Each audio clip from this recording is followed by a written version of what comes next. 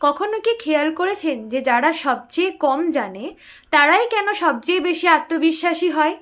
1999 সালে দুই মনোবিজ্ঞানী ডেভিড ডানিং এবং জাস্টিন ক্রুগার এই অদ্ভুত মানব আচরণটি বৈজ্ঞানিকভাবে বর্ণনা করেন।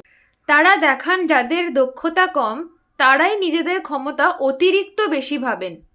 তাদের এই গবেষণার পেছনে ছিল একটি সত্য ঘটনা। একজন ব্যক্তি লেবুর রস মুখে মেখে ব্যাংক ডাকাতি করতে গিয়েছিল, কারণ সে ভেবেছিল ক্যামেরায় তাকে দেখাই যাবে না। তার এই অজ্ঞতার কারণেই সে বুঝতেই পারেনি সে আসলে কতটা ভুল করছে। এটা ঘটে কারণ কম জানলে মানুষ বুঝতেই পারে না সে কতটা কম জানে। মস্তিষ্কের আত্মমূল্যায়নের ক্ষমতাই তখন দুর্বল থাকে। আর যাদের জ্ঞান ও অভিজ্ঞতা বেশি তারা নিজেদের সীমা বোঝে, তাই তারা বেশি চিন্তা করে এবং কম দম্ভ দেখায়। এই কারণেই প্রকৃত বুদ্ধিমত্তা মানে নিজের অজ্ঞতা চিনতে পারা।